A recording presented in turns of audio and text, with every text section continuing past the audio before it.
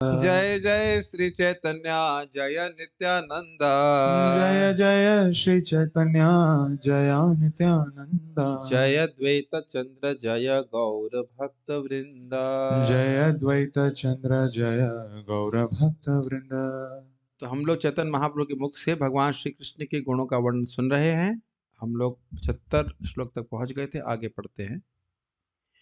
वरीयान ईश्वरश्चेति वरीयानीश्वरश्चेति गुणास्तस्यानुकीर्तिताः गुणान्तस्यानुकीर्तितः समुद्रा इव पंचाश समुद्रा इव पंचाश पंचाशु पंचाशहु अविर्गाह हरेरमी, ये होना चाहिए ना। दुर्विगाह हरेरमी। ये तो दू कहाँ है इसमें, ठीक से। पंचाशत दुर्विगाह हरेरमी, यहाँ दुर्विता तो नहीं दिख रहा, दुर्विगाह तो हुर्विगाह लिखा हुआ है। फर्स्ट कॉपी है। वरीयान ईश्वरश्चेति वरीयानीश्वरश्चेति गुणास्तस्यानुकीर्तितः गुणास्तस्यानुकीर्तितः समुद्र इव पंचाश समुद्रः इव पंचाश दुर्विगाह हरेरिमा दुर्विगाः हरेरमी। सॉरी हरेरिमी हरेरमी।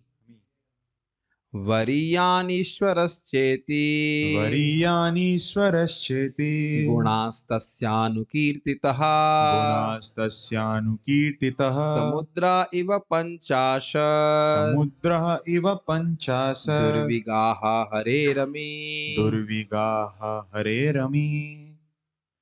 कृष्ण सर्वोपरि हैं और सदैव परमेश्वर तथा नियंता के रूप में महिमा मंडित किए जाते हैं।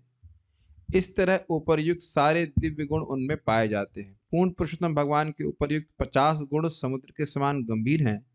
तात्पर्य यह है कि उन्हें पूर्ण रूपेण समझ पाना कठिन है। हम लोग क्या 50 गुण सुन लिया, हम तो गिने नहीं। पता नहीं, हो सकता बहुत सारे गुण सुने, गिने तो नहीं 50 गुण क्या है। गिन लिए, ठीक है।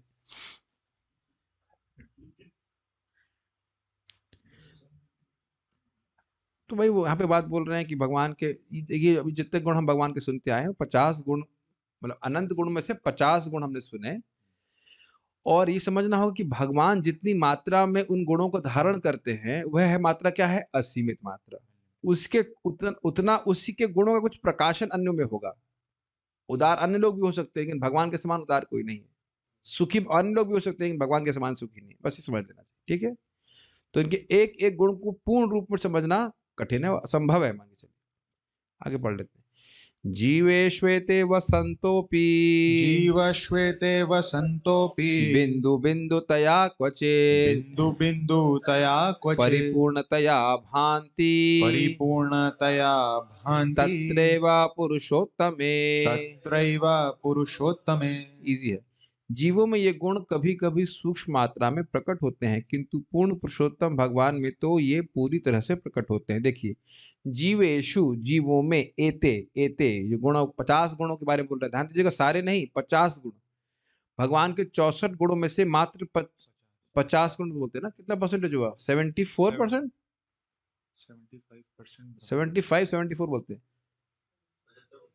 75% ना। तो 75% गुणों को प्रकाशित करता है, वह भी केवल बिंदु मात्र में। भगवान के बारे में भगवान की मात्रा में नहीं कर पाता है। तो जीवेश्व एते वसंतो अपि, यद्यपि जीवों में ये गुण होते हैं जो इनका वर्णन अभी यहाँ पे हुआ है, सुखी, उदार इत्यादि इत्यादि, लेकिन कैसे होते हैं, बिंदु बिंदुतया क्वचित। तो कह रहे हैं बिंदु बिंदुतया मतलब बहुत बिंदु मात्रा, बहुत छोटे से बिंदु का बिंदु ऐसे मान के चलिए, बहुत थोड़ी मात्रा में। ठीक है, यहां भी लोग उदार देखे जाते हैं लेकिन इसका अर्थ यह नहीं कि भगवान के समान उदार हो जाएगा कोई। क्वचित मतलब क्वचित का अर्थ यहाँ पे क्या लेते हैं, क्वचित अर्थात कभी कभी। तो कह रही पहली लाइन क्या अर्थ होगा, कभी कभी जीवों में भी ये 50 गुण, सारे गुण नहीं। यानी कि ये नहीं कह सकते कि ब्रह्मा, जो आगे सुनेंगे, सारे ब्रह्मांड भगवान महाविष्णु के शरीर से निकल रहे हैं, अब ये गुण किसी जीव में नहीं पाया जाएगा। तो 64 में से 50 गुण जो उनका वर्णन हुआ वो है कुछ कुछ मात्रा में किसी किसी जीव में पाए जाते हैं। लेकिन परिपूर्णतया भांति तत्र एवा पुरुषोत्तम, यह परिपूर्ण रूप में तो भगवान पुरुषोत्तम भगवान कृष्ण में विष्णु में ही प्राप्त होते हैं। ठीक है, 50 गुणों का वर्णन हुआ। यह श्लोक भक्ति रसामृत सिंधु में आया है। सारे जीव पूर्ण पुरुषोत्तम भगवान के अंश हैं, जैसा कि भगवद गीता 15.7 में भगवान कृष्ण द्वारा कहा गया है, ममै वांशो जीव लोके जीवभूतः सनातनः मनषष्ठानि इंद्रियाणि प्रकृति स्थानि कर्षति। इस भौतिक जगत में सारे जीव मेरे सनातन विभिन्न अंश हैं। बद्ध होने के कारण वे मन समेत अपनी 6 इंद्रियों से अत्यंत कठिन संघर्ष करते रहते हैं। सुना तो बहुत बार है, ये समझा सकते हो कि संघर्ष का क्या मतलब हुआ? कौन बताएगा? यहाँ पे श्लोक तो धार से हमने पढ़ लिया, हाँ साहब तो पता है आपको। मन समेत इंद्रियों से संघर्ष करना, बताइए। माइक पे बता सकते हैं आप, बताइए, आपके पास माइक है, बोलिए। इंद्रियों के आकर्षण से, मतलब उनसे। देखिए, 1-2-3 बातें होंगी। एक कि इंद्रियों से विषयों से मिलने से दुख का निर्माण होता है जीव के लिए, पहली बात। और दुख का निर्माण होने के बाद भी इंद्रियां खींचती हैं उसी में उसको, मतलब वो मान लो, चलिए देखिए, सुख का प्रयास कर रहा है, मान लो अज्ञान में, अज्ञान में ना भी हो, उसको ज्ञान हो जाए कि यहाँ पे भोग है, प्राप्ति से दुख है और अनुभव भी है, फिर भी इंद्रियों का दर्शन खींचता रहता है। दर्शन समझ रहे, ट्रैक्शन, खींचा। मान लो कोई जीप में कोई बांध दे, उसे खींच लिया जाए, ऐसे कर, ऐसे यही एग्जाम्पल दिए जाते। बहुत कठिन संघर्ष है, और उसके बाद एक के बाद एक शरीर प्राप्त हो रहा है। आज ही मैं सोच रहा था कि बताइए, कोई व्यक्ति हमको एकदम खराब जगह में ढकेल दे तो हमारा दुश्मन नहीं होगा? अब समझ गया मैं क्या कह रहा हूँ? हमारा मन ही, और मन में वासित भौतिक इच्छाएं बारंबार हमको जन्म लेने के लिए बाध्य कर रही हैं, कि हमारा दुश्मन नहीं है? बताइए। और कितना हम उसको, मतलब उस पर विश्वास करके चल रहे हैं। तो ये सब बातें हैं। लेकिन जो भी हो, जीव भगवान का है। अब ये बात भी स्वीकार होती है क्या, बताइए? मैं सोच रहा था कल इस बारे में शाम को, कब ये बात पूर्ण रूपेण हम स्वीकार कर लेंगे कि हम भगवान के हैं। हाँ, भगवान के ही हैं, भी नहीं। अगर वाकई स्वीकार कर लिया कि हम भगवान के ही हैं, तो केवल व्यक्ति भगवान के लिए ही कार्य करेगा ना भाई। ये तो कम से कम स्वीकार करना चाहिए कि हमारा ज्ञान, और अपनी बीमारी को तो समझे व्यक्ति। बीमारी से इलाज तुरंत नहीं होता, लेकिन पहले ये तो स्वीकार करे कि हम बीमार हैं, और बीमारी की डिग्री को समझे। प्रवचन कर रहे हैं, सब कुछ हो रहा है, बातचीत हो रही है, कितना समझे कि हम भगवान के ही हैं। इसलिए कहने के लिए लगता है, गीता का एक श्लोक देखिए, अपने जीवन में अप्लाई करके, हम सभी लोग अप्लाई करना चाहिए। The very purpose of our existence is to please Krishna, nothing else, do nothing else. And if we want to do something else, means we are still not established in the truth. मतलब whatever, अगर नहीं भी है सत्य में प्रतिष्ठित, धीरे धीरे होंगे, लेकिन सत्य देखो है। ये बात श्लोक से सुन रखा है, डाइजेशन में बहुत टाइम लगेगा। जीव में कृष्ण के गुणों का अत्यंत सूक्ष्म अंश विद्यमान रहता है। स्वर्ण का एक कर्ण भी स्वर्ण होता है, लेकिन वह स्वर्ण की खान के बराबर नहीं हो सकता, स्पष्ट है। इसी तरह जीवों में पूर्ण पुरुषोत्तम भगवान के सभी गुणों की सूक्ष्म मात्रा पाई जाती है, किंतु जीव कभी भी पूर्ण पुरुषोत्तम भगवान के समान नहीं हो सकता है। ध्यान से सुनिए क्या बोल रहा है प्रभुपाद जी। सभी गुणों का मतलब क्या? 64 में से जो 50 गुण है, बस वो सारे गुण वेणु माधुरी किसी जीव में नहीं पाई जाएगी। इस तरह से आप कभी मत सोच लीजिएगा भगवान, या जैसे मैंने बताया कि अनंत कोटि ब्रह्मांडों के नायक है, सृष्टि करता है, यह जीव में सामर्थ्य नहीं है। कोई जीव किसी ब्रह्मांड की सृष्टि नहीं कर रहा है। ब्रह्मा जी भी सृष्टि नहीं कर रहे, ध्यान दीजिएगा। ब्रह्मा जी की सृष्टि के पहले ही सारे लोकांतर बन गए थे। ब्रह्मांड नहीं क्रिएट करते हैं, एक ग्रह क्रिएट करते हैं। ब्रह्मांड क्रिएट करने की क्षमता नहीं है।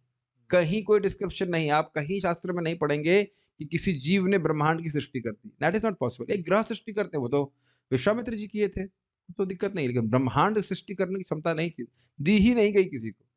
और ब्रह्मा जी की भी सृष्टि से पहले ब्रह्मांड, आप सब जानते हो, गर्भोदक विष्णु पहले प्रवेश कर जाते हैं, उसके बाद ब्रह्मा जी सृष्टि होती है। और लोकांतर भी सृष्टि हो जाती है। ब्रह्मा जी को केवल अनुभूति होती है, वो दिखते भी नहीं है उनको। तपस्या करते हैं तो भगवान क्षमता देते हैं कि ग्रहों को देखो तो, और उसमें जीवों को शरीर प्रदान करो, ये समझना होगा। तो उनका सृष्टिकर्ता का स्कोप भी बहुत लिमिटेड है। Is an engineer, not a creator. ठीक है ना जी।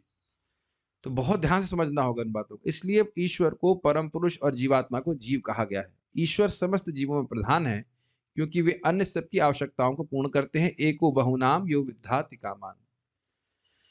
यानी भौतिक हो चाहे आध्यात्मिक, सभी आवश्यकताओं को भगवान ही पूर्ण करने वाले हैं।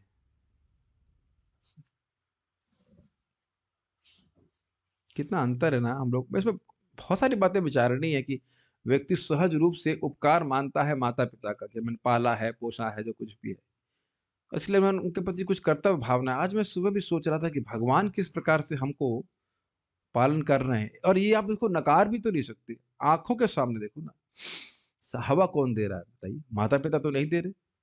माता पिता की मृत्यु के बाद भी हवा मिल रही है, और जीते जी भी हवा मिल रही है। माता जी कहाँ, पिताजी कहाँ है, हम यहाँ है। और हाँ, माता के गर्भ में भी व्यक्ति को जीवन रक्षा हो रही है, माता तो नहीं कर रही रक्षा। थोड़ा भी विचार करेगा तो समझेगा कि ना कितना कर्तव्य भगवान के प्रति। यहाँ पे ड्यूटी रहती ना। और आप एक और चीज देखते हो कि यहाँ माता पिता का अगर आप ना बात मानो, तुरंत गाली देने लगेंगे। प्राय गाली देंगे कि नहीं? हमारी छाती पे क्या कहते हैं, मूंग दल रहे हो, तुम कुछ कर नहीं रहे हो, ये है वो है। और भगवान की छाती पे तो हम वाकई मूंग दल रहे हैं। अनादिकाल से मूंग ही तो दल रहे हैं, कुछ नहीं कर रहे, बिल्कुल विमुख है, फिर भी भगवान डांट ले रहे। देखो, कोई ताना नहीं मार रहे, यही कह रहे हैं मेरी शरण में आ जाओ, मेरी शरण में आ जाओ। ऐसा रिफ्लेक्शन अपॉन देता, ये सारी इच्छा पूर्ण कर रहे हैं भगवान। अब मैं बोल रहा हूं, आप सुन रहे हैं, आप समझ रहे हैं, सब कुछ तो भगवान के द्वारा क्रियान्वित हो रहा है। बताइए हम क्या कर रहे हैं? मायावादी मानते हैं कि हर प्राणी ईश्वर है, किंतु यदि हम इस दर्शन को मान भी लें तो कोई यह नहीं कह सकता कि प्रत्येक प्राणी प्रत्येक बात भगवान के समान है। केवल अज्ञानी ही मानते हैं कि हर प्राणी ईश्वर के समान है, यह प्राणी ईश्वर है। तो हम, सिंपल सी बात है, कैसे हम ईश्वर हो सकते हैं बताइए? अपने जन्म को ही देख लीजिए ना, कितनी फजीयत से हुआ। हर किसी का जन्म फजीयत से तो हुआ है, हो गया, यही बहुत बड़ी बात है। आजकल के जमाने में वो तो अबॉर्शन ही करवा दिया होता। गलत तो हम नहीं कह रहे।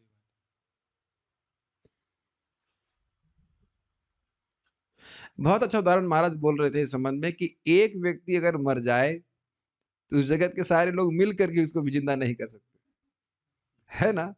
और भगवान अकेले सभी प्राणियों को जिंदा रख रहे हैं, तो कौन कृपा दिख कर रहा है?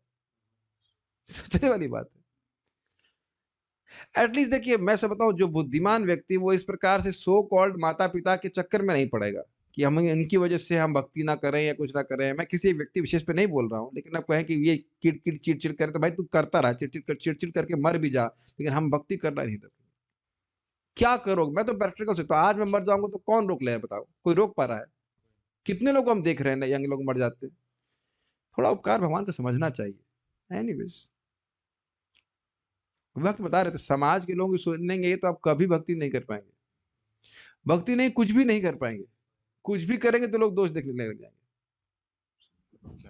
ठीक है, एनीवेज, यहाँ पे बात हम समझ रहे हैं कि भगवान ही एकमात्र ईश्वर है और कोई ईश्वर नहीं, और स्पॉट खाली नहीं है, स्पॉट खाली नहीं है, ना कभी खाली होने वाला है। ठीक है, अब आगे बढ़ते हैं। अथ पंचगुणा येस्युर अंशे ना गिरिशादिषु। उसके बाद कह रहे हैं कि इसके बाद इन 50 गुणों के अतिरिक्त भी पूर्ण पुरुषोत्तम भगवान में 5 गुण और पाए जाते हैं, जो शिव जी जैसे देवताओं में आंशिक रूप से पाए जाते हैं। ठीक है, 50 जीवों में आंशिक रूप से। उसके बाद और 5 जो जीवों में नहीं पाए जाते लेकिन शिव जी में पाए जाते हैं, वो भी आंशिक रूप में। ये नहीं कि पूर्ण रूप से ना, वो भी नहीं। ब्रह्मा जी में हमने भी नहीं नहीं नहीं नहीं, देखिए आप इसको समझिए, जैसे बोलते हैं ना, अप टू 100 MBPS। समझ आ गया? इसका मतलब आपको 10 MBPS भी देगा तो भी कहेगा नहीं, देखो अप टू बोल रखा है। बहुत नालायक है वाईफाई वाले, कभी नहीं बोलेंगे 100 MBPS, अप टू 100 MBPS बहुत चालू है। तो यानी उसी तरह अप टू 50 वाला हिसाब किताब है। ऐसा नहीं है कि हम लोगों को 50 होंगे, और उसमें भी पूर्ण रूप से नहीं है। वो माइक को ऑफ करके बोलेंगे, बीच में कमेंट करेंगे तो माइक। ब्रह्मा जी में 50 गुण हैं, लेकिन भगवान के समान नहीं है। जीव तत्व हैं, और हाँ, अगर वो भगवान हो अलग बात है, लेकिन भगवान हमेशा ब्रह्मा जी नहीं बनते। तो ब्रह्मा जी प्राय जीव होता, तो जीव बनने के, सॉरी जीव नहीं, ब्रह्मा बनने का योग्यता ही है कि वो इतना योग्य हो गया कि इस प्रकार से 50 गुण भगवान के आ जाते हैं। ये हिसाब करते मैक्सिमम अप टू 50, क्वालिटीज, और वह भी 100% नहीं, असीमित शक्ति नहीं ना ब्रह्मा जी की, ये बात है। ठीक है। हाँ, और दूसरी बात की जो ये जो 5 गुण अभी बताए जाएंगे वह है ही नहीं ब्रह्मा जी में। सदा स्वरूप संप्राप्तः सदा स्वरूप संप्राप्तः सर्वज्ञो नित्य नूतनः सर्वज्ञो नित्य नूतनः सच्चिदानंद सांद्रांगः सच्चिदानंद सांद्रंगः सर्वसिद्धि निषेवितः सर्वसिद्धि निषेवितः अथोच्यन्ते गुणाः पंच अथोच्यन्ते गुणाः पञ्च ये लक्ष्मीशादिवर्तिनः ये लक्ष्मीसादिवर्तिनः अविचिन्त्य महाशक्तिः अविचिन्त्य महाशक्ति कोटि ब्रह्मांड विग्रह कोटि ब्रह्मांड विग्रह अवतारवली बीजम् अवतारवली बीजम् हतारि गतिदायकः हतारि गतिदायकः आत्मा रामगणाकर्षी आत्मरामा गणाकर्षी अमी कृष्णे किलाद्भुताः। यमे कृष्णे किलाद्भुतः। ये गुण हैं, भगवान सदैव अपनी मूल स्थिति में रहते हैं, मतलब वह माया के प्रभाव में नहीं आते। वे सर्वज्ञ हैं, वे नित्य नूतन तथा युवा हैं, 15-16 साल से अधिक भगवान कभी लगते नहीं। वे शाश्वतता, ज्ञान तथा आनंद के घनीभूत रूप हैं तथा वे समस्त योग सिद्धियों से युक्त हैं। ये 5 गुण भगवान में तो असीमित मात्रा में है, लेकिन शिव जी में भी हैं और ब्रह्मा जी में नहीं है। ब्रह्मा जी एंड डाउनवर्ड्स नहीं है। अब मुझे ये नहीं पता कि ब्रह्मा जी, मतलब जनरली तो ब्रह्मा जी को दाढ़ी से युक्त दिखाते हैं। अब ये कहना मुश्किल होगा कि वो दाढ़ी से युक्त है कि नहीं, अब क्या कह सकते हैं। अब हाँ, वो तो यहाँ पे पिक्चर बना दी जाती है, लेकिन जो यहाँ पे लिखा है उसको वैसे समझ लेना होगा, क्या कह सकते हैं।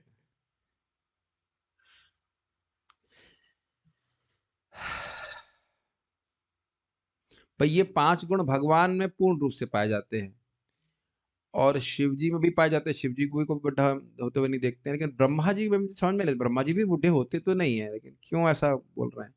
अब जो यहाँ पे लिखा आचार्यों ने बोला उसको वैसे ही समझ लेना होगा, क्यों करने का अधिकार तुम्हारे पास है नहीं। लेकिन उनका उनका उनका शरीर सच्चिदानंदमय नहीं है। ब्रह्मा जी का उनका शरीर बना हुआ है महतत्व से, बुद्धि के द्वारा। ये आप वहां पढ़िएगा 15.1 में टीका में हम पढ़ चुके हैं, बलदेव विद्याभूषण जी कोट करते हैं उसको स्पेशल रूप से। वे समस्त योग सिद्धियों से युक्त है तो ब्रह्म विमोहन लीला से ही आपूर्ति किया। ठीक है। इसके अतिरिक्त 5 गुण और हैं जो लक्ष्मीपति नारायण में वैकुंठ लोक में पाए जाते हैं। ये गुण कृष्ण में भी पाए जाते हैं, किंतु ये गुण शिव जी इत्यादि देवताओं अथवा अन्य जीवों में नहीं पाए जाते। बड़ा स्पष्ट है। ये गुण है भगवान अचिंत सर्वोपरि शक्ति से युक्त है। देखिए, थोड़ी थोड़ी मात्रा में अचिंत शक्ति जीवों में भी है। प्रभुपाद समझाते हैं, जैसे हमारा नाखून बढ़ रहा है या बहुत सारी चीजें, इवन मरते ही नहीं है, मैनी थिंग्स आर देयर उसमें, लेकिन वैसा शक्ति नहीं जैसे भगवान प्रस्तुत करते हैं। वे अपने शरीर से अनंत ब्रह्मांडों की उत्पत्ति करते हैं। क्लियर हो गया दूसरा वाला। ये कोई जीव नहीं करता है। वे समस्त अवतारों के मूल स्रोत हैं। अवतारा ही संख्या हरे सत्व निधेर दुजहा, हम पढ़ चुके हैं। जितने भी अवतार हैं वे भगवान गर्भोदक, गर्भोदक विष्णु या क्षीरोदक विष्णु कह लीजिए, उससे अंश से आते हैं। वे उनके द्वारा मारे गए शत्रुओं को मुक्ति देते हैं। अब इस पे क्या कहते हैं लोग, कहेंगे नहीं भाई, हतारी गतिदायक तो कृष्ण ही है।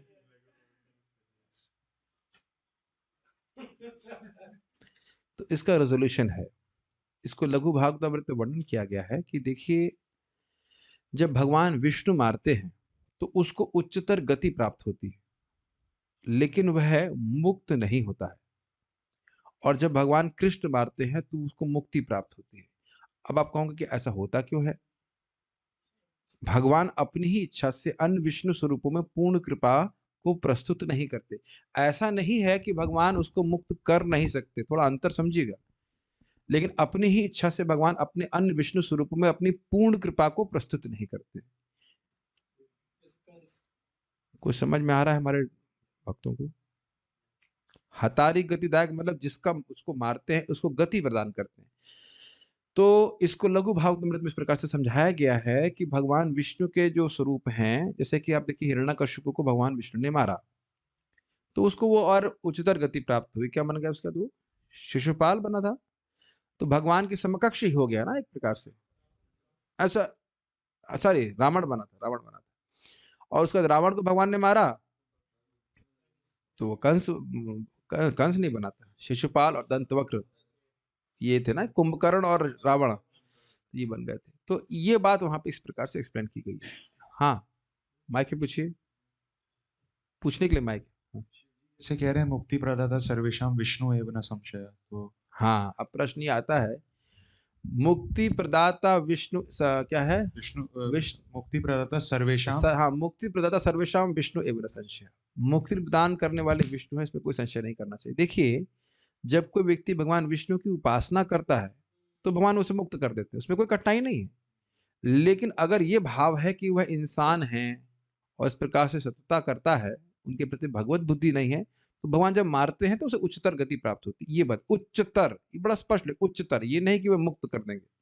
लेकिन कृष्ण जब मारते हैं तो या तो इम्पर्सनल ब्रह्मन या निर्विशेष ब्रह्म में भेज देंगे, या फिर अपना धाम भी दे सकते हो, जैसे कि आप पूतना को देखते हो, बकासुर इत्यादि को देखते हैं, शिशुपाल को भी देखते हैं, अगासुर। तो ये समझने का प्रयास कीजिए, शक्ति है भगवान में, लेकिन अपनी ही इच्छा से वह पूर्ण शक्ति का प्रदर्शन नहीं करते हैं। यही स्वांश का अर्थ था कि उनमें शक्ति भगवान वही भगवान ही है, ऐसा भी नहीं कि अलग भगवान, वही भगवान है, लेकिन वह पूर्ण शक्ति का प्रदर्शन अपनी स्वेच्छा से नहीं कर रहे। केवल भगवान कृष्ण ही जब मारते हैं तो वह मुक्त। भगवान राम ने तो मारा ना रावण को, फिर वो भगवान के धाम नहीं गया। ठीक है, ये काफी कंट्रोवर्शियल है बात, लेकिन भक्तों से हमने यही सुना है। ये कह रहे हैं not present in demigods like lord Shiva, तो यही तो बोल रहे हैं, कुछ और बोल रहे हैं भाई। ये जो 5 गुण हैं ये विष्णु भगवान में भी पाए जाते हैं, शिव जी में नहीं पाए जाते। अचिंत गुणों से युक्त होना, अचिंत शक्ति से युक्त होना, ब्रह्मांड की उत्पत्ति शिव जी नहीं करते हैं। समस्त अवतारों के स्रोत शिव जी नहीं है, तो ब्रह्मा जी तो होने का प्रश्न ही नहीं होता है। ठीक है, वे स्वयं संतुष्ट आत्म रामों को भी आकृष्ट करते हैं। श्लोक याद है, आत्म रामश्च मुनयो निर्ग्रंथ अपिरुक्रमे कुर्वन्त हेतु किम भक्तिम इत्थम भूत गुण हरि। जो पूरी तरह संतुष्ट है उनको भी भगवान विष्णु कृष्ण आकृष्ट करने वाले हैं। तो ये गुण अन्य में भी नहीं, देवताओं में भी नहीं, शिव जी में भी नहीं। यद्यपि ये गुण वैकुंठ लोक के प्रधान विग्रह नारायण में पाए जाते हैं, किंतु कृष्ण में तो ये और भी अद्भुत रूप से मिलते हैं। कुछ अब क्लियर आ रहा है ना अर्थ? हतारी गतिदायक तो विष्णु भी हैं, लेकिन अब वो स्पेशल रूप से कृष्ण में पाया जा रहा है कि कृष्ण उसको अपने धाम के वास दे देते हैं, उसको अपना पार्षद बना देते हैं। ठीक है, सर्वोद्भुत चमत्कार,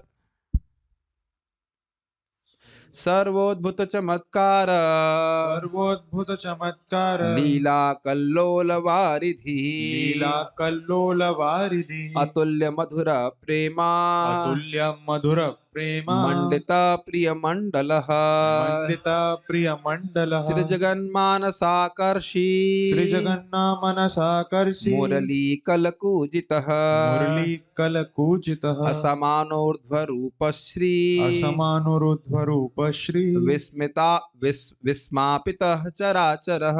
विस्मापितः चराचरः। इन 60 दिव्य गुणों के अतिरिक्त कृष्ण में 4 अन्य दिव्य गुण पाए जाते हैं जो नारायण में भी नहीं पाए जाते। ये हैं, कृष्ण लीलाओं की तरंगों से पूरित सागर के समान हैं, जो तीनों लोकों में हर प्राणी के भीतर आश्चर्य उत्पन्न करने वाली है। अर्थात लीला माधुरी, विशेष लीला का प्रदर्शन भगवान श्री कृष्ण करते हैं। वे अपने माधुर्य प्रेम के कार्यकलापों में सदा अपने प्रिय भक्तों से घिरे रहते हैं, जो उनके प्रति अप्रतिम प्रेम रखते हैं। अर्थात भक्त माधुरी या प्रेम माधुरी कहा जाता है। ऐसे विशेष प्रेम से युक्त भक्त वैकुंठ में भी नहीं पाए जाते। आप सुन चुके हैं, वैकुंठ में शांत या दास का ही प्रोमिनेंट रहते हैं, कुछ मात्रा में माधुर्य भी रहता है। उस प्रकार से आत्मीयता से प्रेम करने वाले पार्षद वहां पे नहीं है। वे अपनी वंशी की मधुर ध्वनि से तीनों लोगों के मनों को आकृष्ट करने वाले हैं। इसे क्या कहते हैं? वेणु माधुरी। तो आप कहेंगे क्या भगवान विष्णु सब कुछ कर सकते हैं और वेणु नहीं बजा सकते? क्या बांसुरी नहीं बजा सकते? सुना नहीं गया कि बांसुरी बजाते। अपनी ही इच्छा से वो बांसुरी नहीं बजाते। उनका सौंदर्य तथा उनका ऐश्वर्य अद्वितीय है। आपको कहेगा अच्छा, तो क्या भगवान विष्णु सुंदर नहीं है? लेकिन आप जानते हैं कि कृष्ण का रूप तो कृष्ण को स्वयं भी आकर्षित करने वाला है और महाविष्णु को आकर्षित करने वाला है। आप सुन चुके किस प्रकार से महाविष्णु ब्राह्मण को दुख देने के लिए भी प्रस्तुत हो गए, या कह सकते हैं बाध्य हो गए कृष्ण का दर्शन करने के लिए।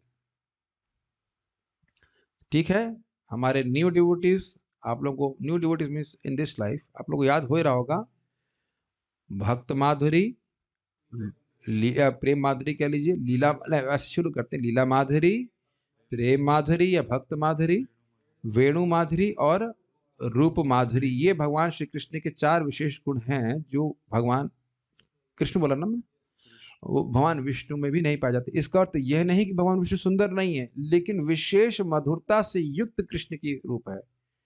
ध्यान से सुनना होगा, ऐसा मत सोचिए कि भगवान विष्णु सुंदर नहीं, बहुत सुंदर है भगवान, वो भी असीमित रूप से सुंदर है, लेकिन कृष्ण का और विशेष माधुरता है।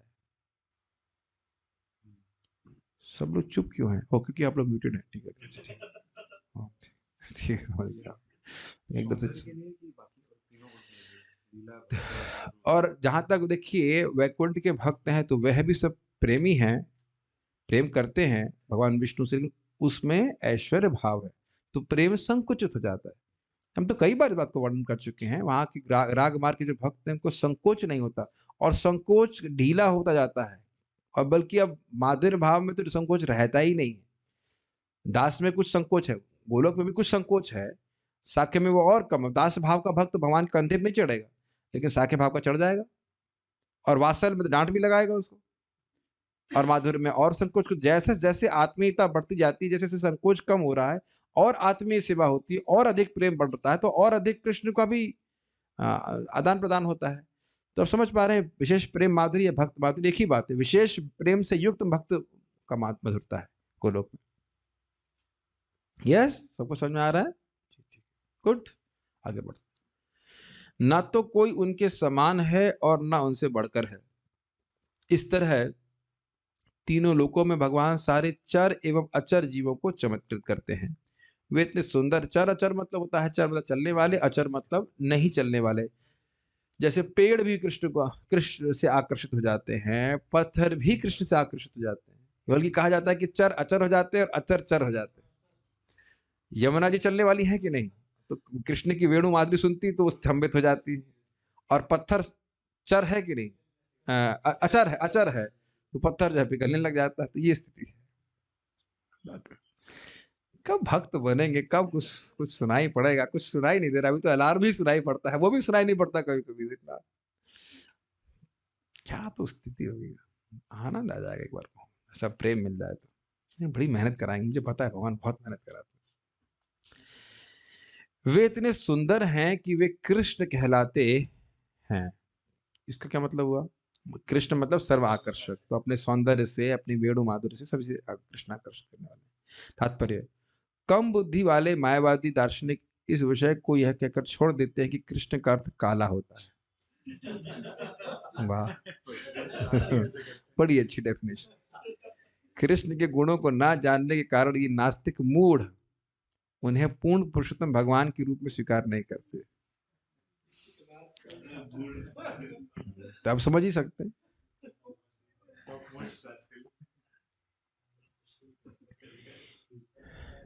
देखिए, एक बात समझ लीजिए कि ऐसे लोगों के हृदय में ये श्रद्धा एकदम रूढ़ फिक्स्ड रहती है कि हम वैष्णव भक्त लोग एक मनुष्य को भगवान मान रहे हैं। वो पॉइजन उनके हृदय में भरा ही रहता है। सेंटिमेंटलिस्ट बोले, भावुक बोले, अज्ञानी बोले, कुछ भी बोले, कि वो हमेशा यही मानते रहते हैं कि हम एक मनुष्य को भगवान मान रहे हैं। और हम लोगों को इस बात में एकदम दृढ़ रहना चाहिए कि चैतन्य महाप्रभु, श्रीपाद रामानुजाचार्य, माधवाचार्य, इतने महान महान आचार्य हुए, वो क्या सभी भावुक थे? उनको तो कोई मायावादी हरा नहीं पाया। एकदम एकदम दिमाग लगा के सोचना चाहिए। इवन शंकराचार्य जी भगवान की महिमा लिखे हैं, भज गोविंदम, और वो क्या एक वो भी है ना भजन, जगन्नाथ अष्टकम इत्यादि। बताइए अगर भगवान एक मात्र मनुष्य होते तो शंकराचार्य जी के मनुष्य की स्तुति लिखेंगे? सोचना चाहिए। और रूप गोस्वामी आचार्यों ने देखो ना भागवत में अब कितनी कितनी टीकाएं लिखी भगवान के, एक एक श्लोक भागवत पे, पता है कितना मुश्किल होता था। यहाँ से आपको बहुत युक्ति ले लेनी चाहिए कि हमारी श्रद्धा जो है वो भावुकता में नहीं है भगवान के प्रति। दुनिया में बहस होती रहेगी और बहस करते करते लोग मरते चले जाएंगे कीड़े की तरह, पर उन कीड़ों की बात हमको नहीं सुननी। क्या है मायावादी बताओ भगवान के सामने? कुछ भी नहीं है, फूक देंगे उड़ जाए, खत्म।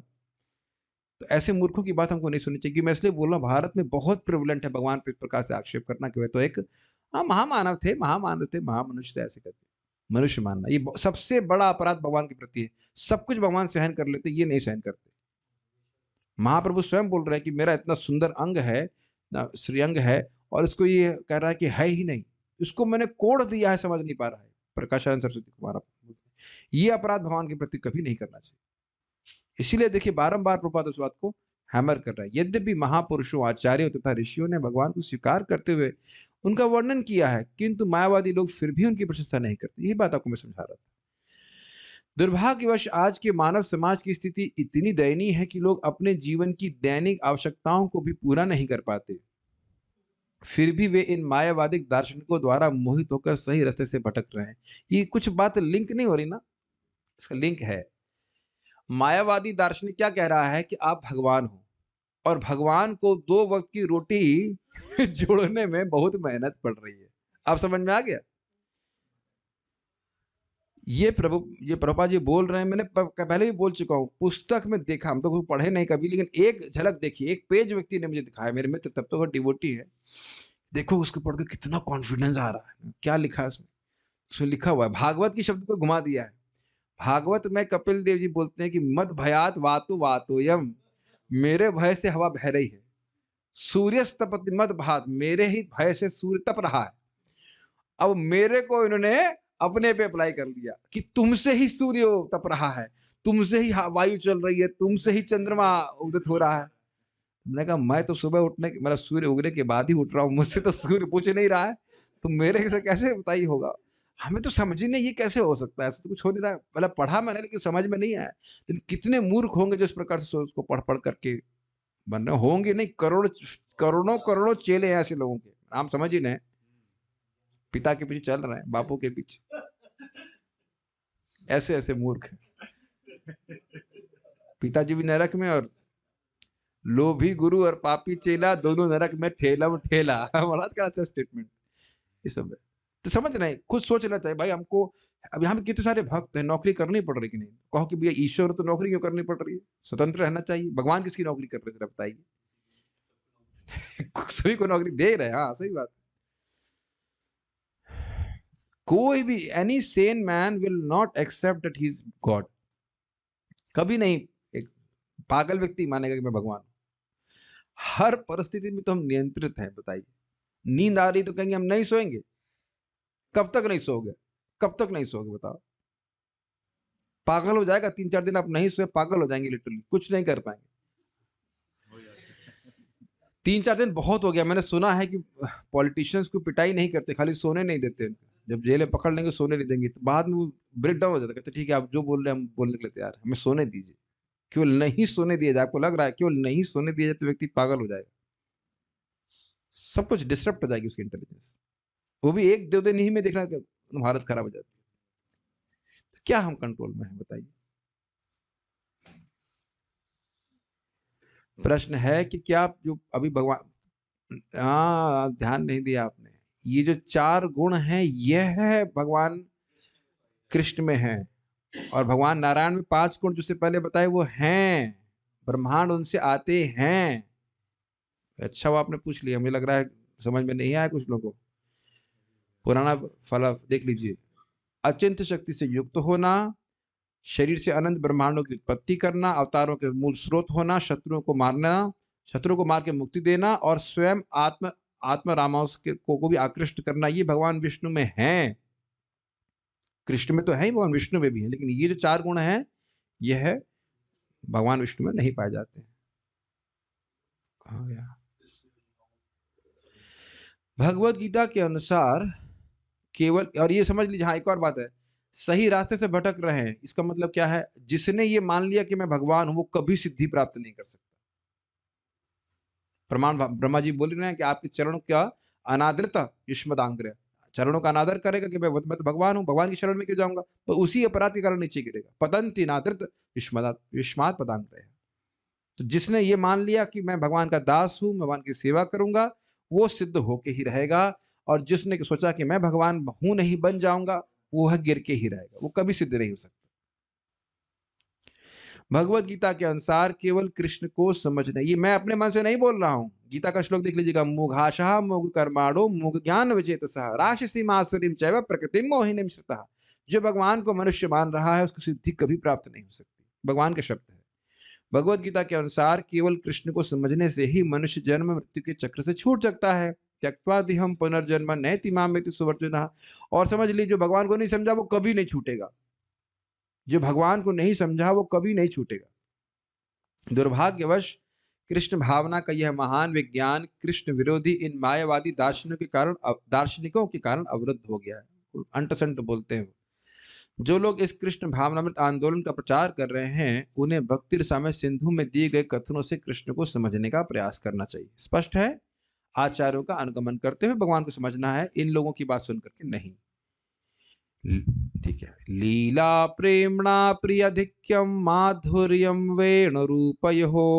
लीला प्रेम्णा प्रियधिक्यं माधुर्यं वेणुरूपयो। लीला प्रेमणा प्रियाधिक्यम माधुर्यम वेणुरूपयोः। लीला प्रेम्णा प्रियाधिक्यं माधुर्यं वेणुरूपयो। लीला प्रेमणा प्रियाधिक्यम लीला प्रेमणा प्रियाधिक्यं माधुर्यम वेणुरूपयोः। माधुर्यं वेणुरूपयो। इत्यासाधारणम इत्यासाधारणं प्रोक्तम् इत्यासाधारणं प्रोक्तं गोविन्दस्य चतुष्टयम्। गोविन्दस्य चतुष्टयम्। एवं गुणाश्चतुर्भेदा एवं गुणाश्चतुर्भेदा चतुःषष्टिरुदाहृताः। चतुर्षष्टिरुदाहृतः। कृष्ण में नारायण से बढ़कर 4 विशेष दिव्य गुण हैं। उनकी अद्भुत लीलाएं, अद्भुत संज्ञों की प्रचुरता यथा गोपियां जो उन्हें अत्यंत प्रिय हैं, उनका अद्भुत सौंदर्य तथा उनकी बांसुरी की अद्भुत ध्वनि। भगवान कृष्ण समान जीवों तथा शिवजी समान देवताओं से भी श्रेष्ठ हैं, यहाँ तक कि वे स्वांश नारायण से भी श्रेष्ठ हैं। पूर्ण पुरुषोत्तम भगवान में कुल मिलाकर 64 दिव्य गुण पूर्ण रूप से होते हैं। ठीक है, हम ये नहीं कह सकते कि विष्णु भगवान कभी बंसी बजा नहीं सकते ऐसा तो नहीं कह सकते, लेकिन बजाते नहीं हैं ऐसा कह सकते हैं। ठीक है, अब भाई ये तो नहीं कह सकते कि भगवान विष्णु सुंदर नहीं है, लेकिन कृष्ण के समान किसी का सौंदर्य नहीं, ये कहने का। ठीक है, अगर आप ये कह दोगे कि भाई सुंदरता पाई ही नहीं जाती है, तो इस पर गलत हो जाएगा ना। भगवान विष्णु में सुंदर सौंदर्य है, लेकिन कृष्ण का कुछ विशेष सौंदर्य है जो भगवान विष्णु में पाया नहीं जाता। गोपियों को कभी भगवान नारायण का स्वरूप आकृष्ट नहीं कर सकता, वो केवल कृष्ण का ही स्वरूप आकृष्ट करता है। आप अन्यत्र पढ़ेंगे चैतन्य चरितामृत में ही कि जब गोपियों से रासलीला कृष्ण दूर चले गए और उनको ढूंढ रहे थे, तो भगवान कृष्ण ही नारायण स्वरूप में आ गए। तो गोपियों ने उनको प्रणाम किया, आदर किया, लेकिन उनके प्रति आकृष्ट नहीं हुए। पूछिए हमारे कृष्ण कहाँ है? सोचिए, भगवान सामने हो अपने रूप में, भगवान के स्वरूप में, और फिर भी कृष्ण के प्रति पूछ रहे हैं। मतलब इन द सेंस कृष्ण के प्रति, मतलब कृष्ण के प्रति जो राग है उनका, वो नारायण भगवान के प्रति आदर भावना है, लेकिन हाँ मतलब अनुराग, राग में प्रेम है वह कृष्ण के ही प्रति। तो कृष्ण का स्वरूप ही गोपी को आकृष्ट करता है, तो विशेष रूप से विशेष मधुरता है उनका। ठीक है, कुछ समझने से पहले आपको माइक बताइए क्या समझना चाहते हैं। लेकिन वैसे कभी सुना नहीं गया है कि विष्णु भगवान वेणु बजा रहे हो, कभी नहीं सुना गया। वर्णन है ऐसा? कभी तो सुना नहीं, कभी ऐसे ब्रह्मा नहीं है, लेकिन फिर भी सुना नहीं जाता। हाँ प्रभु जी, मतलब कि यहाँ पे जो विष्णु स्वरूप है भगवान के, उसमें हम कह सकते हैं कि मैक्सिमम गुण पाया जाता है, लेकिन पूर्ण गुण सिर्फ और सिर्फ नहीं, देखिए समझना होगा आपको। भगवान विष्णु के भी भक्त प्रेमी हैं, लेकिन ऐसे प्रेमी विशेष मधुरता माधुर्य से युक्त गोपियां नहीं हैं, हैं ही नहीं। कुछ माधुर्य भाव में है भाई, जैसे लक्ष्मी जी भी हैं, सब हैं, ऐसी बात नहीं है, तुलसी देवी भी हैं। लेकिन गोपियों का जैसा प्रेम है, उस प्रकार का प्रेम विशेष है भगवान कृष्ण के प्रति, वैसे भक्त नहीं है। जो वेणु का भगवान कृष्ण बजाते हैं वो विशेष है, ये कहने का अर्थ है। उस तरह से भगवान विष्णु का नहीं है, ये समझावट है। और जैसे सौंदर्य भगवान कृष्ण का है गोलोक बिहारी, वैसा भगवान विष्णु का प्रस्तुत नहीं करते। नहीं तो भगवान विष्णु स्वयं ही क्यों भगवान कृष्ण के स्वरूप को देखने के इच्छुक होते, शीशे में देख लेते अपने आप को। शीशे में देखने की जरूरत नहीं, वो तो अपने को स्वयं भी देख सकते हैं।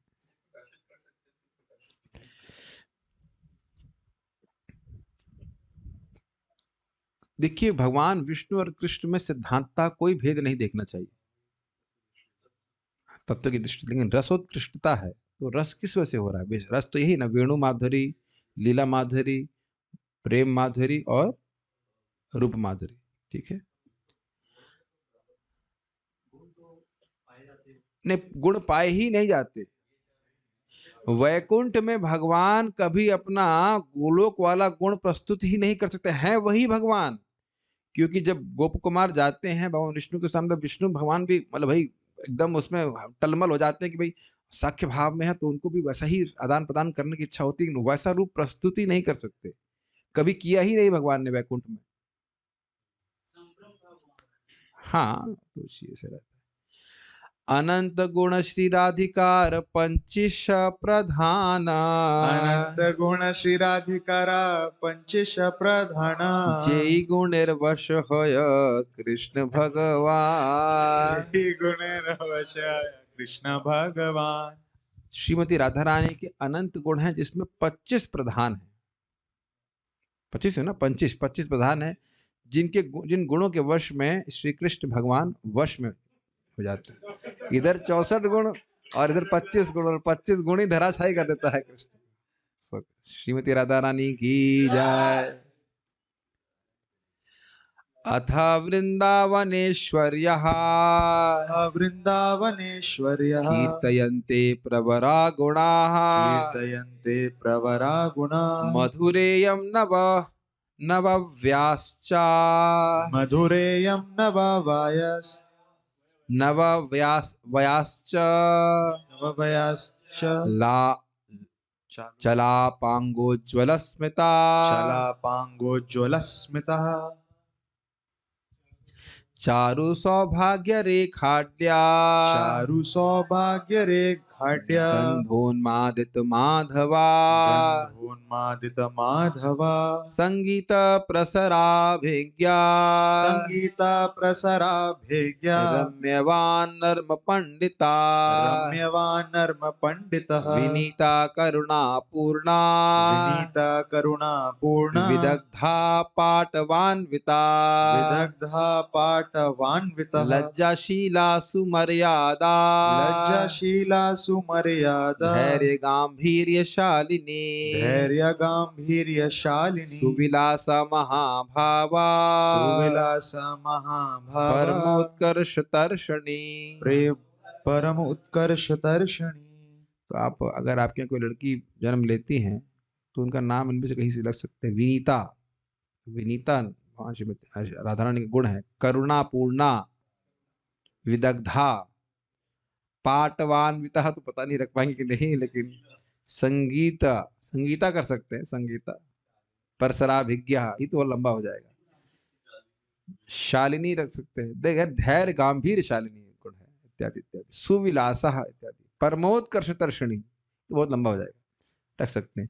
गोकुल प्रेम वसतेर, गोका प्रेम वसते, जगत श्रेणी लसद यशाः, जगत श्रेणी लसद यशाः, गुरुवर्पिता गुरु स्नेहा, गुरु अर्पितः गुरु स्नेहा, सखी प्रणयिता वशा, सखी प्रणयतावशा, कृष्ण प्रियावली मुख्या, कृष्ण प्रियावली मुख्य, संतताश्रव केशवा, संतताश्रव केशव, बहुना किं गुणास्तस्या, बहुना किं गुणास्तस्या, संख्यातीता हरेरिव, संख्यातीता हरेरिव।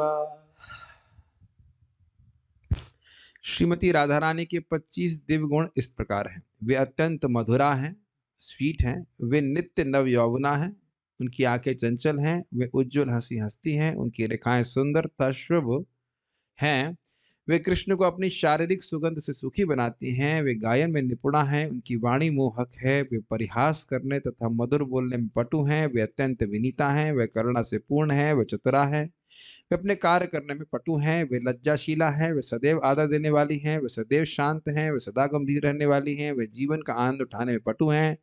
वे महाभाव में स्थित रहती हैं। वे गोकुल में प्रेमालापों की आगार हैं। वे विनीत भक्तों में सर्वाधिक प्रसिद्ध हैं। वे गुरुजनों के प्रति स्नेह रखने वाली हैं। वे अपनी सखियों के प्रेम के वश में हैं। वे प्रमुख गोपी हैं। वे कृष्ण को निरंतर अपने वश में रखती हैं। संक्षेप में वे कृष्ण की तरह असीम दिव्य गुणों से युक्त हैं। ये श्लोक उज्ज्वल नीलमणि में श्री राधा प्रकरण में प्राप्त है। मैं क्या कुछ करना नहीं, चलिए आगे अब यहाँ पढ़ते हैं। नायक नायिका द्विरसेर आलम्बन। नायक नायिक द्विरसेरालम्बन आलम्बन। नायक नायिका द्विरसेर आलम्बन। नायक नायिक द्विरसेरा आलम्बन। सेई द्वि श्रेष्ठ राधा व्रजेंद्र नंदन। से दुई श्रेष्ठ राधा व्रजेंद्र नंदन। नायक तथा इसको बार बार बंद मत करो। नायक तथा नायिका समस्त रसों का आधार होते हैं। और श्रीमती उसको आप उसमें लगाइए ना माइक के ऊपर। देखिए मेरी सब रिकॉर्डिंग हो जाएगा। गुड़ गुड़ गुड़ गुड़ गुड़ गुड़ लग रहा है कोई हुक्का पी कर बोल रहे गुड़ गुड़ गुड़ गुड़ गुड़। नायक तथा नायिका समस्त रसों का आधार होते हैं। और श्रीमती राधा रानी तथा महाराज नंद के पुत्र श्री कृष्ण सर्वश्रेष्ठ नायिका नायक हैं। ये देखिए आलम्बन शब्द आप एक बार नहीं सुन रहे हो, पहले भी सुन चुके हो। आलम्बन का मतलब क्या होता है? आधार, प्रेम। तो यानी कृष्ण प्रेम के आधार है और भक्त भी प्रेम का आधार है।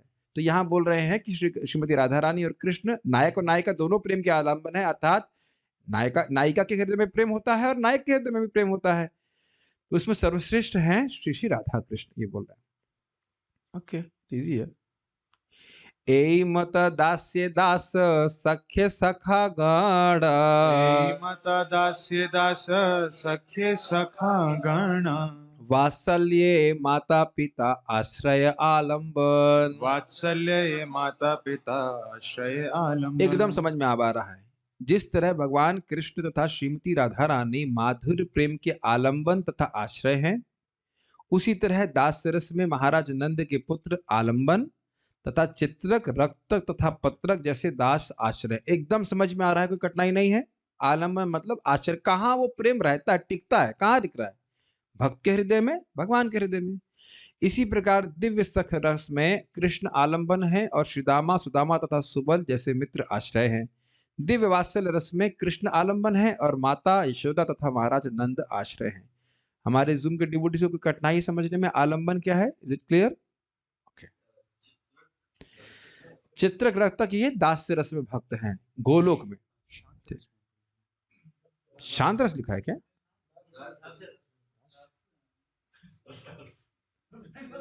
कंफ्यूज रस में तो नहीं आप सामने लिख रहे हैं। चित्रक पत्रक तो आप स्पष्ट जानते हो भगवान के दास हैं। देखिए गौरांग प्रभु बोले नहीं होंगे, आपने सुना होगा ये भी नहीं लाइक रिकॉर्ड ना ऐसा हो सकता था, ये भी सकता है। जो भी हो देखिए आपके सामने शास्त्र है। हो सकता है कभी, और दूसरी बात समझाऊं, कभी कभी लेक्चर में आपने कितनी बार देखा है मैं कुछ सोच रहा होता हूँ और वो बोल नहीं रहा होता हूँ, या कभी प्रवचन में हाँ आप कुछ सोच रहे हैं कुछ और मुख से कुछ और निकल रहा है आपके। एकदम आप एक दिन मैं सोच रहा था नीम, अब बोल रहा था कुछ और पत्ता, कुछ और पेड़ का नाम ले रहा था। वो याद आ रहा है मुझे से कुछ तो बबूल है, कुछ तो निकला मुंह से, मतलब कुछ एकदम अलग निकल रहा था। ये हम कई बार देखे, जो मैं सोच रहा हूँ तो वो मुख से निकलता नहीं, तो एकदम आप लेक्चर नहीं पकड़ सकते। हाँ, प्रेम सरोवर को कुछ और बना दिया था हमने मुख से। अब सोच रहा हूँ प्रेम सरोवर, मुख से कुछ और निकल रहा है, उसके बीच में बहुत सारे चीजें एलिमेंट्स हैं ना वो, तो इसलिए अब ध्यान से अगर आप शास्त्र देखेंगे तो ये स्पष्ट है। चित्रक, रक्तक जो सब है ये सब दास रस में। जैसे कि गायों को हमने सुना है, पढ़ा था शांत रस में है। वृंदावन धाम भी शांत रस में कहा जाता है, ठीक है। पेड़ पौधे इत्यादि भी शांत रस में। ए रस अनुभवे यैछे भक्त गण। रस अनुभवे यैछे भक्त गण। यैछे रस है सुना तहार लक्षण। यैछे रस है सुनो तहार लक्षण। अच्छा है। अब यह सुने कि रस किस तरह प्रकट होते हैं और विभिन्न पदों पर स्थित भक्तों द्वारा वह किस तरह अनुभव किए जाते हैं। बड़ा इंटरेस्टिंग डिस्कशन है। नास्य रस, साक्ष्य रस इत्यादि कैसे प्रकट हो रहा है, उसमें क्या अनुभव भक्त को प्राप्त हो रहा है, चलिए देखते हैं क्या है। इंटरेस्टिंग है। मेरे पीछे बोलिए। भक्ति निर्धूत दोषाणाम भक्ति निर्धूत दोषाणाम प्रसन्नोज्ज्वल चेतसाम प्रसन्नोज्ज्वल चेतसाम श्री भागवत रक्तानाम श्री भागवत रक्तानाम रसिका संग रंगिणा रसिका संग रंगिणा जीवनी भूत गोविंदा जीवनी भूत गोविंद पाद भक्ति सुख श्रिया पाद भक्ति सुख श्रिया प्रेमांतरंग भूतानि प्रेमातरंग भूतानि कृत्यान्येवानुतिष्ठता कृत्यानि एवानुतिष्ठता भक्तानां हृदि राजन्ति भक्तानां हृदि राजन्ति संस्कारा युगलोज्ज्वला संसार युगलोज्ज्वला रतिरानंद रूपैव रतिरानंद रूपैव नियमानातुरस्यता नियमानातुरस्यता कृष्णादिभिर्विभावाद्यैर् कृष्णादिभिर्विभावाद्यैर् गतैरनुभवाध्वनि गतैरनुभवाध्वनि प्रौढानन्दश्चमत्कार प्रौढानन्दाश्चमत्कार काष्ठामापद्यते परा। काष्ठाम् आपद्यते पराम्। मैं केवल इसका भी अनुवाद पढ़ रहा हूँ। जो भक्ति द्वारा समस्त भौतिक कल्मश से पूरी तरह मुक्त हो चुके हैं, जो सदैव संतुष्ट रहते हैं और जिनके हृदय ज्ञान से पूरी तरह से प्रकाशित हो चुके हैं, जो सदैव श्रीमद् भागवत का दिव्य अर्थ समझने के प्रति अनुरक्त रहते हैं, जो सदैव उन्नत भक्तों का संग करने के लिए उत्सुक रहते हैं, जिनका जीवन मात्र गोविंद के चरण कमलों की सेवा से प्राप्त आनंद में है, जो प्रेम के गुह्य कार्यों को सदैव संपन्न करते हैं, ऐसे उन्नत भक्तों के लिए जो सहज ही आनंद में स्थित रहते हैं, प्रेम का बीज यानी रति पूर्व तथा वर्तमान संस्कारों से हृदय में विस्तार करता है। इस तरह भावों के अवयवों का मिश्रण स्वादिष्ट बन जाता है और वह भक्त की अनुभूति के अंतर्गत होने से चमत्कार तथा गहरे आनंद के सर्वोच्च पद तक पहुंच जाता है। समझ में आ गया ना सब कुछ? देखिए, भगवान की भक्ति करते करते बात क्या बोली जा रही थी, कैसे भक्तों में यह भक्ति रस उत्पन्न होता है, ये बात थी ना। उसको इस श्लोक से स्पष्ट बताया जा रहा है। पहला क्या गुण देखिए, भक्ति करते करते सारे कचरा साफ हो गया, कोई कचरा नहीं है, सदैव संतुष्ट रहते हैं, भोग की कोई इच्छा नहीं। ये सब भाव स्तर का ही वर्णन किया जा रहा है। हृदय में सारा ज्ञान प्रकाशित हो गया। ये एक एक बात आप देखेंगे सब भाव पे घटित हो रही, जिसका वर्णन हम पहले सुन चुके हैं। क्या था वो? प्रीतिस्तद गुणाख्यान, भगवान के गुणों का आख्यान करने में अत्यधिक प्रीति। तो इसमें लिखा है ना, श्रीमद् भागवत के दिव्य अर्थ को समझने में अनुरक्त रहता है, वो कहीं अपनी वाणी को कहीं और नहीं लेके जाते हैं। समझ में आ रहा है? भक्तों का संग करने के लिए उत्सुक। तो ये सारी बातें भाव स्तर की ही बात हो रही है। ये भक्ति करते करते जब इस प्रकार के गुण प्रकाशित होने लगते हैं, तो इस प्रकार से यहां पे बता रहे हैं क्या, रति, रति यानी भाव का स्तर पूर्व तथा वर्तमान संस्कारों से हृदय में विस्तार करता है। रुचि नहीं बोल रहा है, रति बोल रहा है, रति बोल रहा है। हम लोग ने क्या डेफिनेशन सुनी थी? शुद्ध सत्व विशेषात्मा, प्रेमांशुर सूर्य भाग, प्रेम रूपी सूर्य की प्रथम किरण है, उसको भाव कहा जाता है, जो शुद्ध सत्व का एक विशेष स्तर है। याद आ रहा है आपको? इस अध्याय की शुरुआत में पढ़ा था। और हृदय रुचि भी मास्तर शब्द था। तो रुचि के द्वारा भगवान से विशेष प्रकार के रसों का आदान प्रदान की लालसा या कारण, इच्छा के कारण हृदय अत्यंत कोमल हो जाता है। ये सुना था हम लोगों ने, जो लोग इसको सुन रहे हैं नियमित रूप से। तो पूर्व तथा वर्तमान संस्कार का मतलब क्या हुआ भाई? पिछले जन्म में भी कोई व्यक्ति भक्ति कर सकता है, और हो सकता हो कि पिछले जन्म से पूर्ण ना हुआ, इस जन्म में भक्ति कर रहा है, करते करते भाव स्तर को प्राप्त हो जाए, तो भाव स्तर से इस विशेष रस का आस्वादन होना शुरू हो जाता है। ये क्या लिखा है? ठीक है।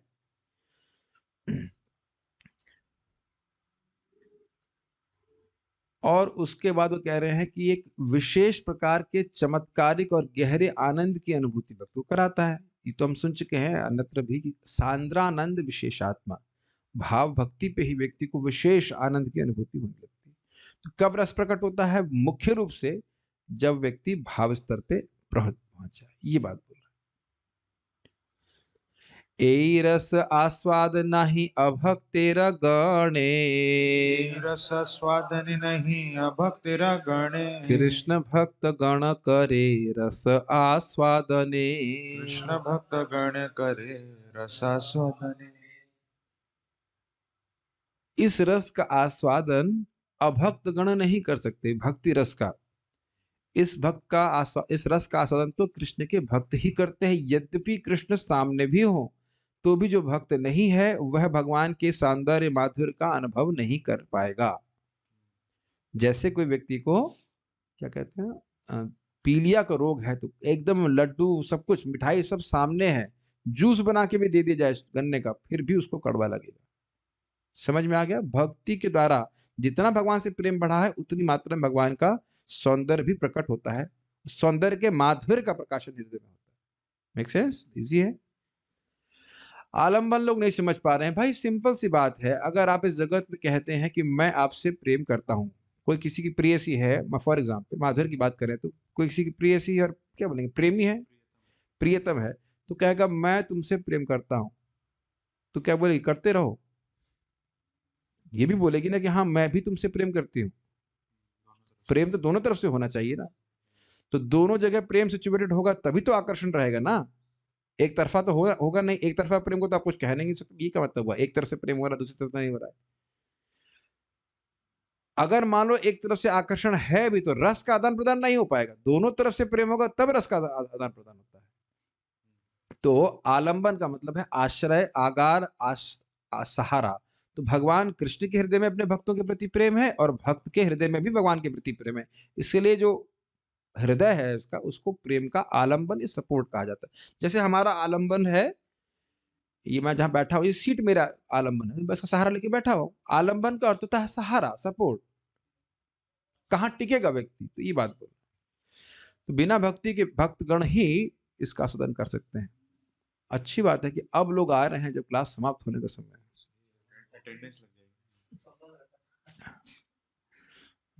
डाइजेस्ट हो रहा है प्रसाद। कृष्ण तथा विभिन्न दिव्य रसों में स्थित भिन्न भिन्न भक्तों के बीच जो आदान प्रदान होता है उसका अनुभव अभक्तों को नहीं होता। भक्ति में उन्नत भक्त ही पूर्ण पुरुषोत्तम भगवान के साथ विभिन्न प्रकार की भक्ति के आदान प्रदान को अच्छी तरह समझ सकते हैं। हमारे लिए एक बड़ी इंटरेस्टिंग बात समझने वाली कि हम रोज जब कर रहे हैं, भक्ति कर रहे हैं, तो कैसे है जैसे हम भक्ति में प्रगति कर रहे हो। जैसे नहीं, भक्ति में प्रगति कर रहे हैं। अब कोई कहे कि हमको भक्ति का अनुभव प्राप्त नहीं हो रहा, क्यों? बताओ क्यों? क्योंकि भक्ति के वैसी तारतम्यता नहीं है। सिंपल। उसके लिए कोई व्यक्ति को बहुत दुखी होने की जरूरत नहीं। जैसे जैसे भक्ति बढ़ती जाएगी, जितनी मात्रा में भक्ति बढ़ जाएगी उतनी मात्रा में आपको भगवान का माधुर्य का अनुभव होने लगता है। यथा यथा, माधुर्य से मतलब स्वीटनेस, नॉट नेसेसरली माधुर्य भाव। यथा यथात्मा परिमृज्यते सौ मत पुण्य गाथा श्रवणाभिधानै, तथा तथा पश्यति वस्तु सूक्ष्मात् चक्षुर्यथैवांजस संप्रयुक्तम। यथा यथात्मा, जितनी जितनी मात्रा में आत्मा जीव परिमृज्यते असौ, ये जीव शुद्ध हो जाता है। कैसे? मत पुण्य गाथा श्रवणाभिधान, मेरे श्रवण कीर्तन द्वारा, मेरी कथा के श्रवण कीर्तन द्वारा।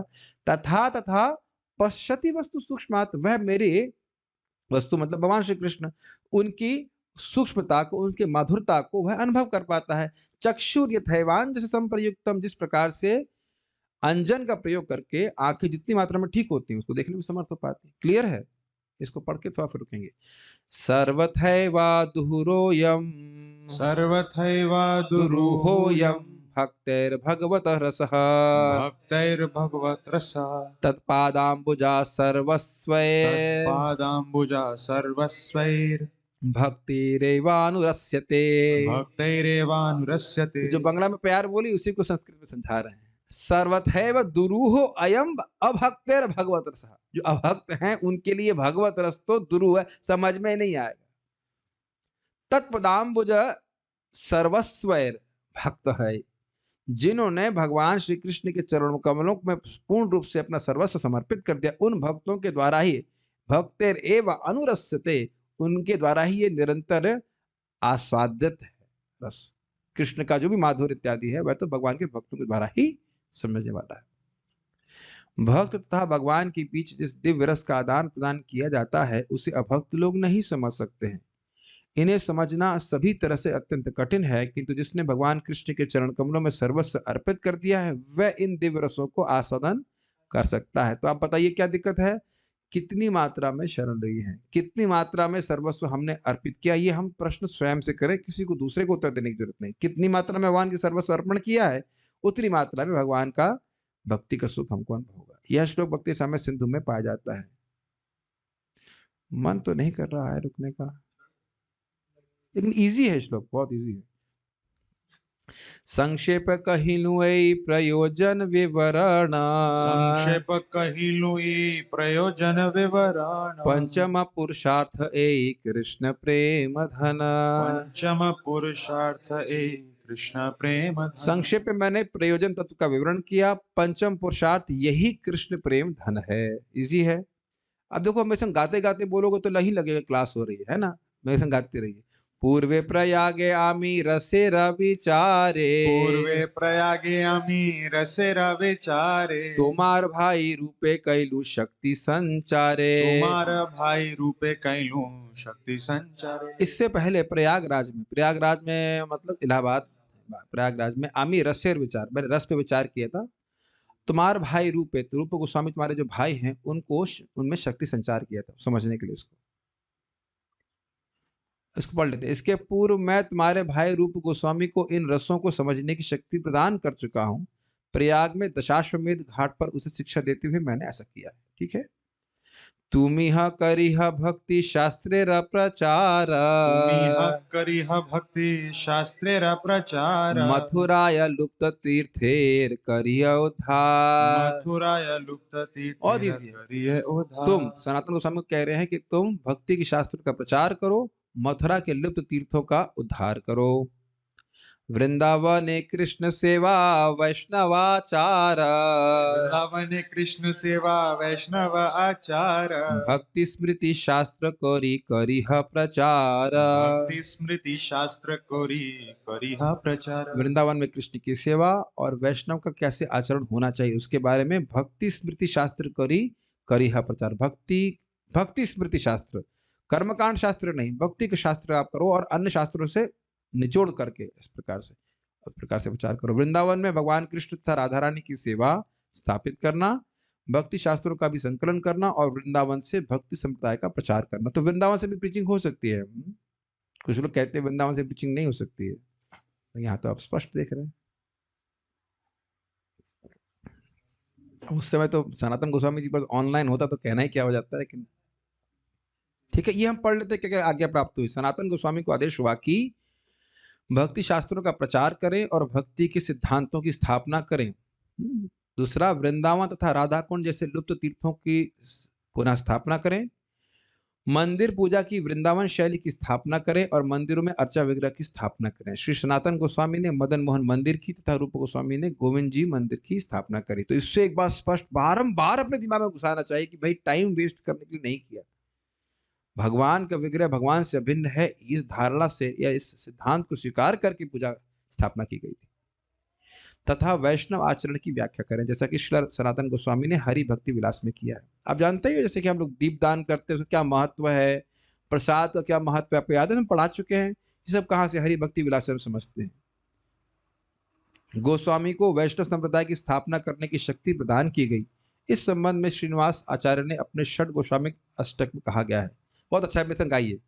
नाना शास्त्र विचारणे का निपुणौ सधर्म संस्थापकौ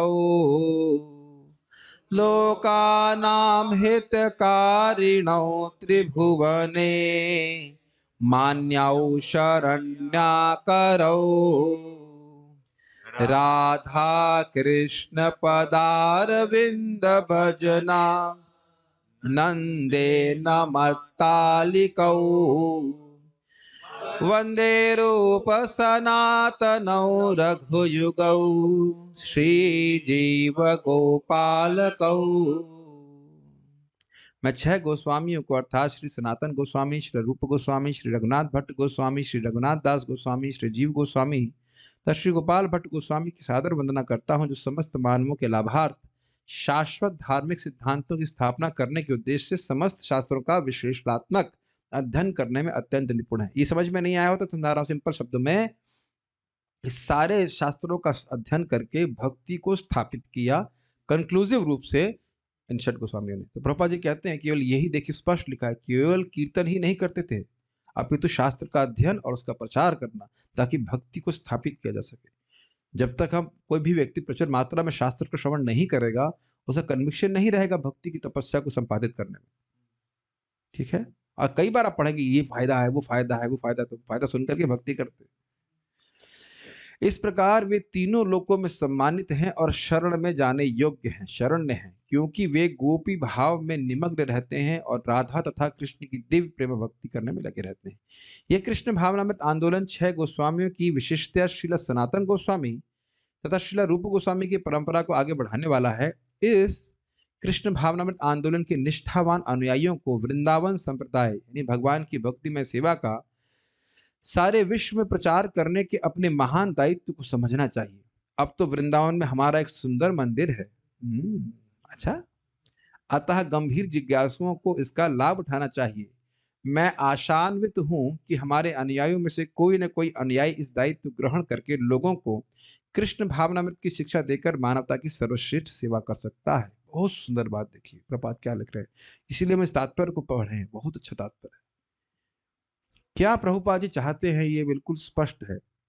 देखिए हम लोग पुस्तक वितरण करते हैं और हम लोग उसकी केवल एक ही पक्ष को पुष्ट करते हैं। क्या है पक्ष? किताब दे आओ। हम और कठोर शब्द इस्तेमाल नहीं करना चाहते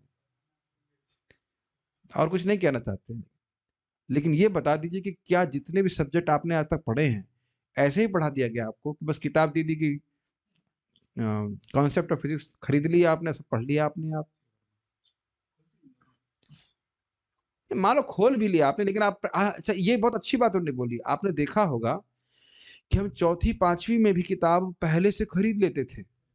ये मैंने कभी बोला नहीं, लेकिन इस सबका ऑब्जर्वेशन, एक आदमी हाथ खड़ा कर दो कि आपने नहीं किया हो।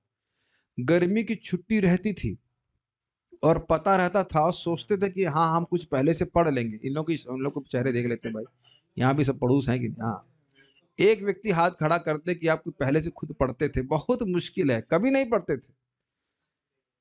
वो तो जब उस टीचर डांट लगाएगी कुछ पहले होमवर्क किया नहीं किया तब जाके व्यक्ति पढ़ता। ये प्रवृत्ति भगवत गीता में नहीं, बहुत ही चीजों में भी है। और यहाँ पे भी एग्जाम से पहले कौन पढ़ रहा है? तुम्हारे गुरु महाराज इस बात को बोल रहे थे कि पुस्तक वितरण के साथ साथ हमें ऐसा वातावरण भी देना होगा जहां लोग उसको, उन पुस्तकों को पढ़ सकें। एक तरह के पाठशालाएं खोलनी पड़ेंगी। हम लोग तो इसीलिए प्रयासरत हैं इसमें कि व्यक्ति न सिर्फ पुस्तकों को प्राप्त करे अपितु पुस्तकों को समझ सके, और साथ साथ इन पुस्तकों के ज्ञान को तो अप्लाई करते हुए लोग दिखने भी चाहिए। इसीलिए देखिए सुबह हम लोग सब लोग जूम पे भक्त लोग आ रहे हैं। मंगल आरती केवल कथा नहीं सुन रही, हाँ मंगल आरती में खड़े हैं लोग, स्नान करके आ रहे हैं रोज। वो दिखने चाहिए, तब इस ज्ञान को लोग स्वीकार करेंगे, रियली स्वीकार करेंगे। ऊपर ऊपर से तो अलग बात है। प्रभुपाद जी केवल ये नहीं चाह रहे थे कि भीड़ इकट्ठी हो। They should take to the process to go back to godhead. It makes बहुत बड़ी बात हो जा रही है। किसी को प्रचार का उद्देश्य समझ लीजिए, जिसको प्रचारित कर रहे हैं वह अब तैयार हो जाए भगवान के पास वापस जाने के लिए, तब हमारा प्रचार इफेक्टिव है। अब वो कब जाएगा आगे की बात है, लेकिन संकल्प उसका मन में आना चाहिए कि मैं 16 माला जप करूंगा, 4 नियम का पालन करूंगा, ये सब तब तो प्रचार इफेक्टिव है। और नहीं तो हम कुछ सुकृति बांट ही रहे हैं तो कुछ तो होगा, लेकिन really they should take to the process का अर्थ समझ रहे ना भाई। जैसे हमने बहुत सी बड़ी कोचिंग खोल दी आईएएस की, लोग आए हाँ देखे हाँ अच्छी कोचिंग है, ये है वो है, सब अच्छा पढ़ा रहे, ठीक है, 2-4 दिन पढ़ा के चले गए। They have not taken to the process to get into IAS. Does it make sense? Coaching खोलने का मतलब है, पाठशाला खोलने का मतलब बहुत गंभीरता से पढ़ाई करके एग्जाम क्रॉस कर ले। कमांडोज की ट्रेनिंग भी होती कि नहीं? क्या किस लिए आए हाँ थोड़ा चाय वाय पी के चले जाए। कितनी कठिन ट्रेनिंग होती है बताइए, क्यों? ताकि एक दिन किसी लायक बने, है कि नहीं? तभी तो इफेक्टिव माना जाएगा कि नहीं? तो जीवन में हर व्यक्ति को समझना चाहिए, अगर थोड़ा बुद्धि है और साधना करते हैं, समझ में आती ही बातें, तो इनको समझ करके अपने जीवन को समर्पित करना चाहिए। देखिए ना, सर्वस्व समर्पित करेंगे तब जाके कुछ भक्ति का रस हमको प्राप्त होगा। मैं इस बात से संतुष्ट नहीं होता कि मैं स्वयं कितना पढ़ ले रहा हूं। यहाँ पर इस प्रकार से नहीं बोल रहे कि मैंने खुद कितना पढ़ लिया है। खुद पढ़ के तुम खुद ही जाओगे ना भगवान के पास, बस कौन से बहुत बड़ा काम कर लिया। श्री रामचंद्र नरसिंह देव आदि अवतारों में विष्णु समान गुण पाए जाते हैं। हाँ बिल्कुल पाए, तो भगवान विष्णु है ही, उसमें क्या दिक्कत है? लेकिन उसमें भी कुछ तारतम्यता है। नरसिंह देव, रामचंद्र भगवान, ये परावस्था कहलाते हैं। अब इस बड़ा लंबा डिस्कशन हो जाएगा, ये लघु भागवतमृत से है। तो 60 गुण है भगवान विष्णु में पाए जाते हैं। अभी हम खाली बात कर रहे थे कि ये शिक्षा देना बहुत महत्वपूर्ण है कृष्ण भावना का।